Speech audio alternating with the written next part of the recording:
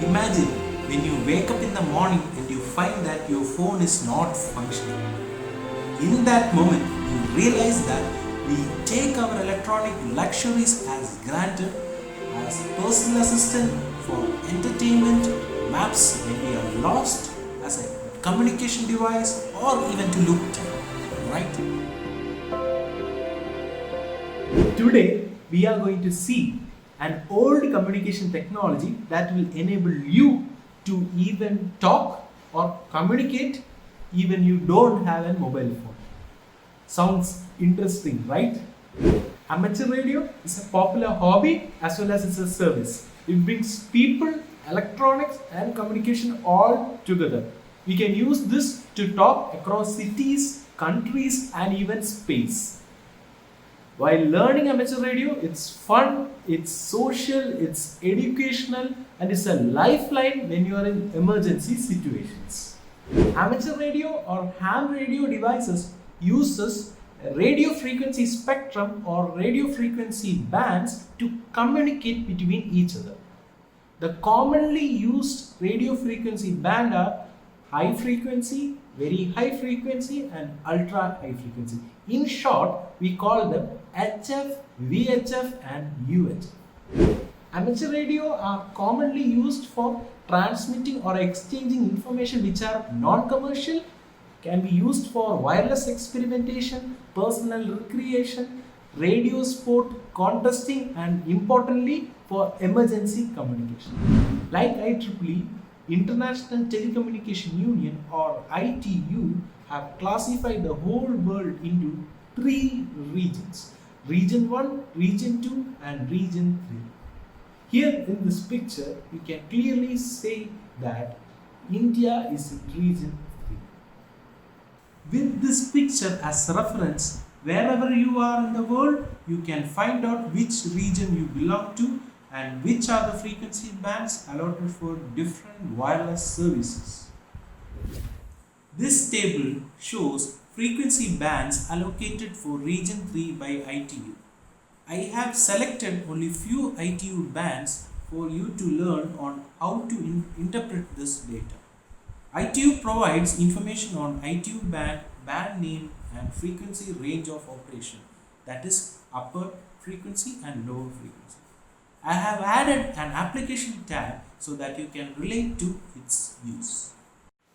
Here I have shown only 5 ITU bands: low frequency, medium frequency, high frequency, very high frequency and ultra high frequency. Low frequency or LF is mainly used in submarine navigational aid, and for medium frequency it is used for AM or marine radio, whereas HF, VHF and UHF are mainly used for amateur or ham radio communication. For HF, we use it for either shortwave radio or radio telephony. For VHF, we use it for VHF television, FM radio and navigational aids. These navigational aids are mainly used by fishermen at sea, the VHF frequency band. And for finally, UHF frequency band is used in earlier days of cellular phones and even in GPS communication. To understand amateur or ham communication, let us see this diagram. Here you can see there are 2 transceiver base units, and since these 2 base units are being separated geographically by this mountain here, we can generally communicate directly, as the line of sight is being obstructed by this peak. Hence, to have a proper communication, we will place a repeater over here so that it acts as a third antenna, but the purpose of this repeater is to have a connection between these two base transceiver mobile units. So the repeater acts both as a transmitter as well as a receiver. Hence, while transmitting, we need to do it in a particular frequency, and while receiving it, it should be done in different frequency. So let us see how it works. Since both transceiver base units are capable of transmitting and receiving, the transmission is color coded as blue and the reception is color coded as red. You can see that the first base station or the base station A transmit at a frequency of 146.07 megahertz, whereas it receives with a frequency of 146.67 megahertz. Now you have observed that there is a difference of 600 kilohertz between the transmitter frequency range and the frequency of reception. So this is called as a standard negative shift. So in generally, the repeaters use a standard shift or a negative 600 kilohertz shift. We use this shift to identify the transmitted and the received signal separately. So this is a basic principle involved in amateur or ham radio communication. How to be a ham operator? Any individual above the age of 12 can become a ham in India after qualifying in amateur station operators certificate examination, or in short ASOC exam. In early days, we need to apply offline while submitting the application to officer in charge wireless monitoring station, Department of Telecommunication under Ministry of Communication, Government of India. But now recently, in the month of May 2020, the Wireless Planning Coordinating Wing of Department of Telecommunication, Ministry of Communication, Government of India has launched a ham module. The website link is provided below. You can go through that. You can also refer the links provided for referring ham manual, ham instructions and checklists which has to be done before attending the exam. There are two grades of license, general grade as well as restricted grade. For general grade, we can use high power, whereas the restricted grade, we can use only medium power. High power can be 25 watts and medium power is 10 watts. For general grade, the exams will be 2 hours and the restricted grade, the exam will be 1 hour. For general grade, we need to learn Morse key for sending as well as receiving the Morse codes. So you should be able to transmit or receive at least 8 words per minute. The exam fee for each grade is 100. So it's always better for you to apply for both grades, general grade and restricted grade. The license fee for 20 years is 1000 and for a lifetime it's 2000. So for more information, please visit this website, or you can click the following links provided to read ham manual, ham instructions and checklists. Benefits of being a ham, or the things you can do with the ham radio. You can talk to other hams literally in any part of the globe. You can use VHF and UHF transceiver to connect with local ham community. You can have networking like IEEE, make friends all over the world. You can transmit at a very low power in high frequency band. You can use even internet to connect with the digital amateur radio communication. You can use amateur TV.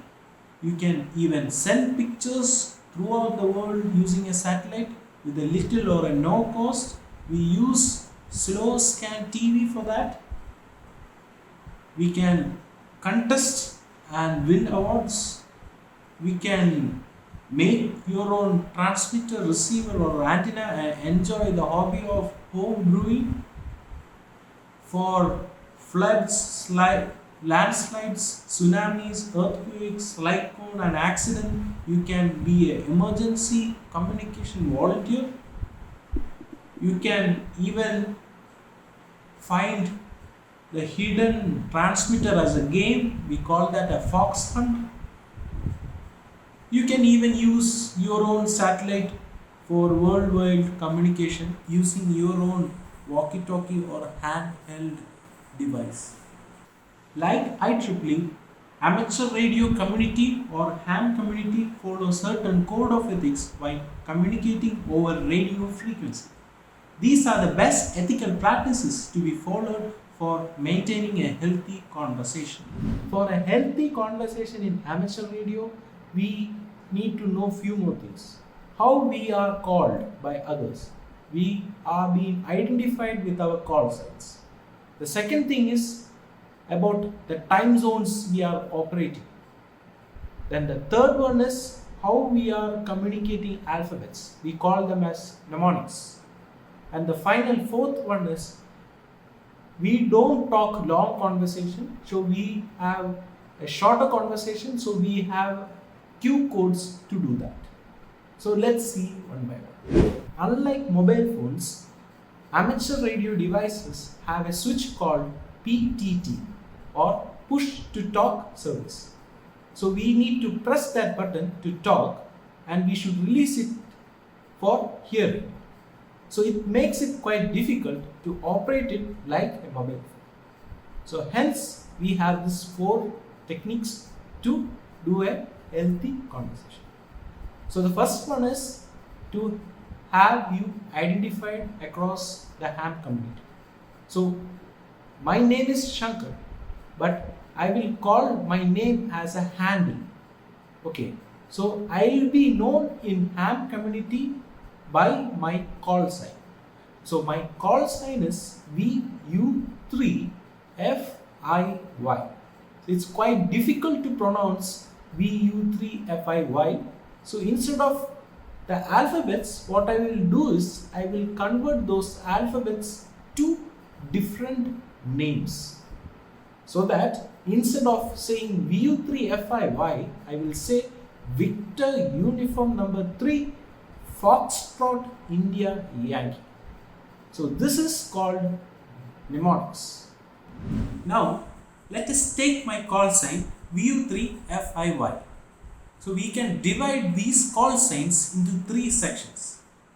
The first 2 letters can be called or uniquely identified as a country code. The third one, the number, can be used to identify the license type you have. The final 3 letters is a unique code to identify a particular ham operator. The sound of certain alphabets are quite similar. So in order to have a clarity on that, we use this mnemonics to identify each letter by a word. So you can see this picture to have your own name pronounced with the help of the mnemonics shown here. Unlike mobile phones, it's quite difficult to communicate a long sentence. So we use shorter codes to do that.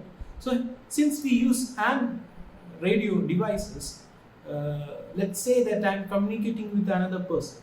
So if I don't know that particular person's name, I can call, please let me know your handle, or like I said, handle please. Similarly, if you don't know the location of the other person, we can say QTH please. QTH. If I say that, that shows that I need to know the location of the other person. Similarly, if I don't have anything to update to you, I can say QRU. That means that there is nothing for you. Similarly, if I acknowledge what you have said, then what I will return you with a dialog QSL. For all successful communication in ham radio, we need to record all the details in our logbook. So when you do that, we need to follow a universal time zone concept. We generally follow the Greenwich Meridian time or even Indian Standard Time, but we need to follow UTC time to record all our amateur radio communication. Once we have recorded our communication with the other ham operator, we can request them to send the acknowledgement card, or we call that as a QSL card, from the other person to confirm the communication, as well as we can keep those cards as a collection. Usually the ham contest uses this QSL cards or electronic QSL cards called as EQSL cards to find the winner of the contest. In ham community, people are identified in two types: the ham operators as well as the SWLs, shortwave listeners.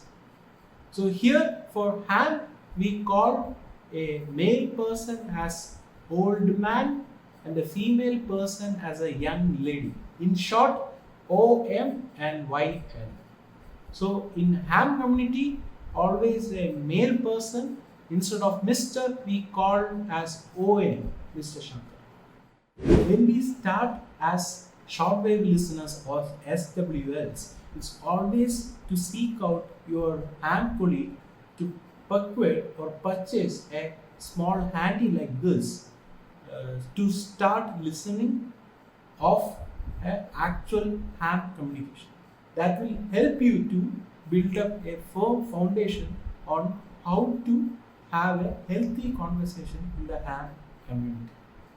So let's start with this. This is actually a small handheld equipment which can be obtained at 5,000 rupees, starting from 2,500 up to a high-end model. This is a Biofang model which has a transmission capability of 8 watts.